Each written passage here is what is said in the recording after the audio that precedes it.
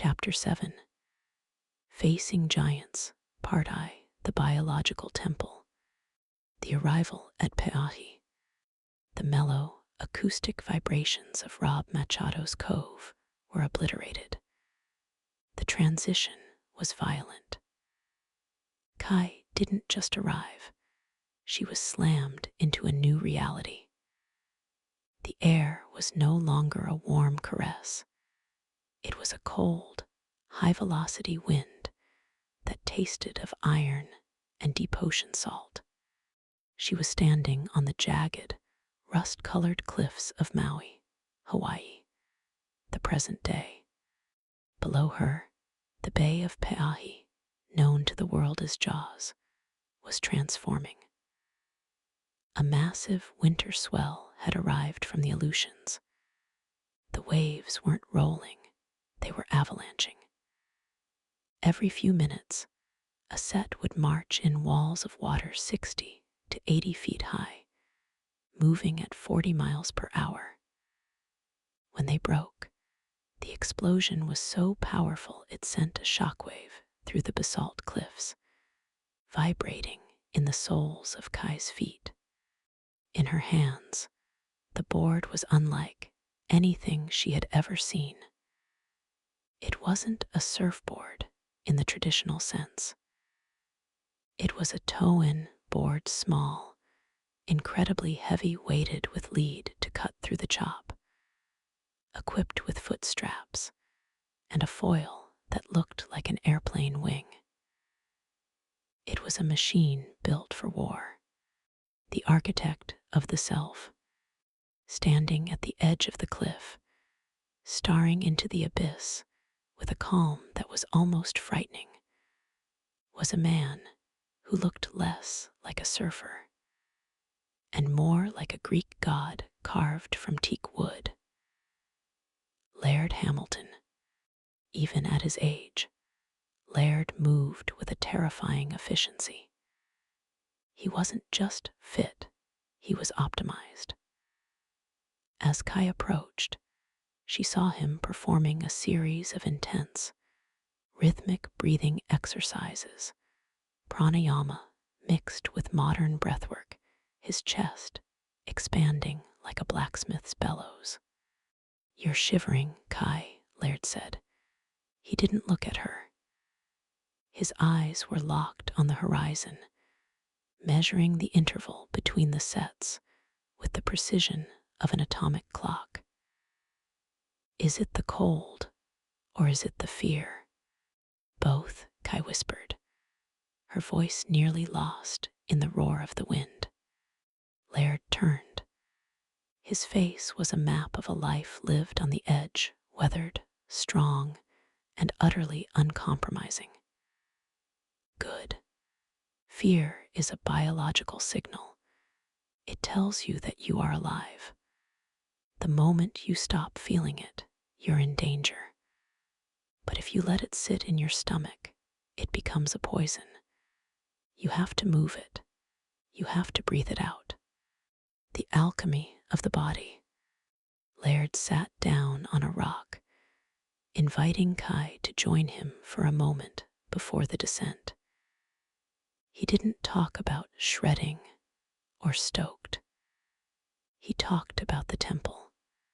"Your body is the only vessel you get for this journey," Laird said, his voice deep and steady. "Most people treat their bodies like a rental car. They run it on cheap fuel. They never change the oil, and they wonder why it breaks down when the storm hits. If you want to face these giants, you have to be a high-performance machine." He spoke to her about his obsession with nutrition and hydration. He told her about the fats, the turmeric, the ginger, and the minerals he used to fuel his cells. To Laird, food wasn't pleasure. It was information. It was the code that allowed his muscles to fire faster and his brain to remain calm when the weight of 10,000 tons of water was chasing him. I don't eat for the taste of 1920 or the vibes of 1970, he said. I eat for the survival of 2026. If your blood is acidic, your mind will be frantic. If your cells are hydrated and your breath is deep, you can find the eye of the storm. You have to be an athlete before you can be a surfer. The yoga of risk. He began to lead Kai through a series of functional yoga movements, not the gentle stretching of a studio, but intense, balance-heavy poses that mimicked the torque of a 60-foot wave. Yoga isn't just about flexibility, Kai, Laird explained as he held a grueling pose. It's about proprioception. It's knowing exactly where every atom of your body is in space, even when you're upside down in a dark, spinning tunnel of water. It's about the nervous system. When Jaws bites, your brain wants to scream panic. Yoga teaches you to say observe. He spoke of the loop of comfort. Most people spend their lives trying to be comfortable, but comfort is the enemy of growth. I seek the uncomfortable. I want to be in the place where I am most challenged, because that is where the truth lives. You don't find your mana in the easy shallows. You find it when you are inches away from the end. Chapter 7. Facing Giants, Part II, The Mind of the Hunter. The Descent into the Mouth. They descended the cliff to where a jet ski was waiting in the churning white water of the channel. The noise was now absolute, a visceral, low-frequency thrum that made Kai's teeth ache. Laird hopped onto the ski with the grace of a panther. Get on, he commanded. We don't paddle into these, we tow. We use the technology to match the speed of the beast. As they accelerated toward the lineup, Kai felt the raw power of the pe'ahi swell. The water was moving so fast it felt like solid concrete. These weren't waves, they were moving hillsides. The mindset, Kai, Laird shouted over the roar of the engine. You have to be a hunter.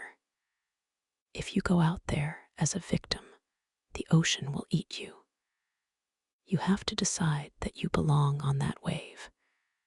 You have to have the will of the lioness that Lane showed you, but tempered with the calculated precision of Kelly. The Millennium Wave mentality. Laird began to tell her about the year 2000, the Millennium Wave, at Tihupa'o.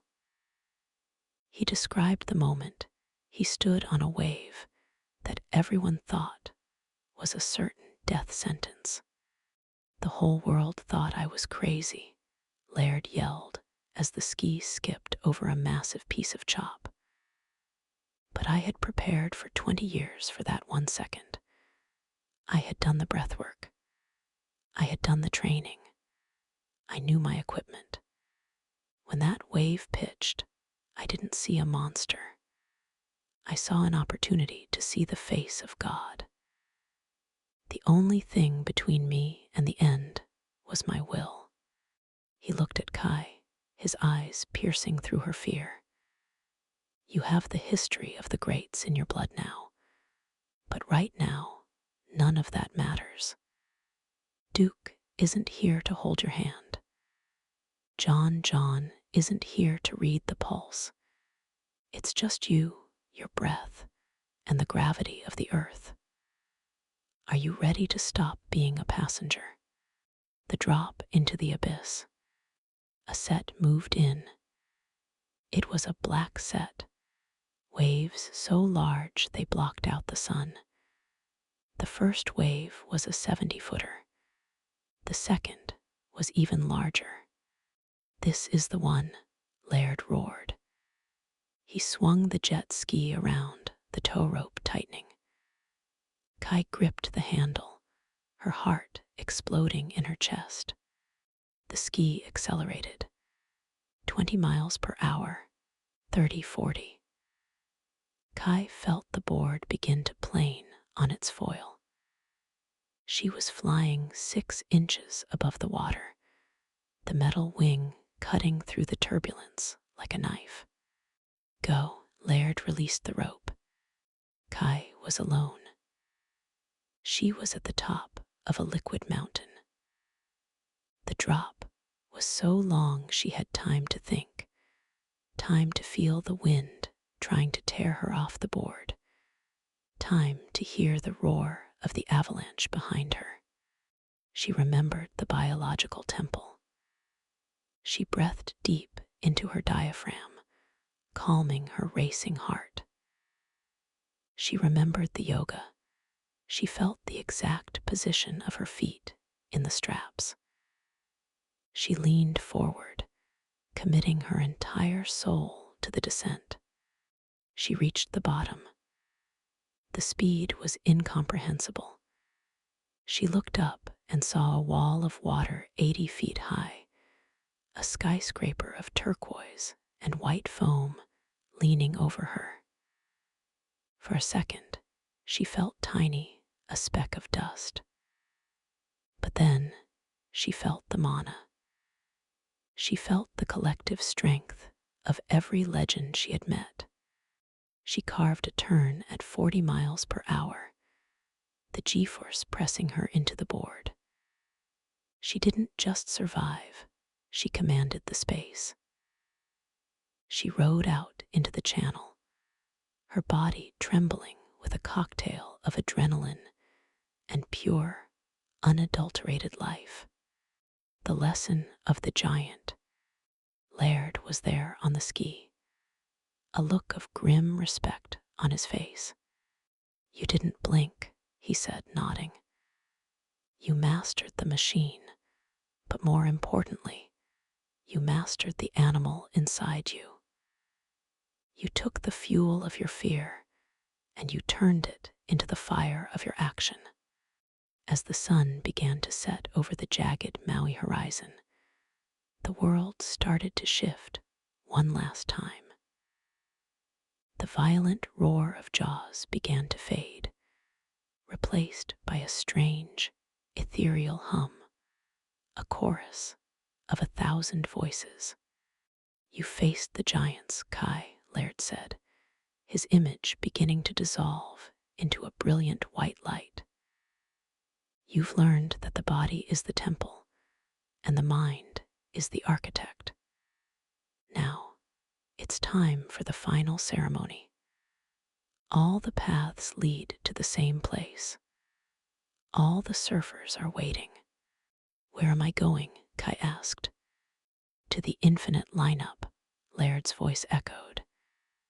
"To the place where the loop finally breaks.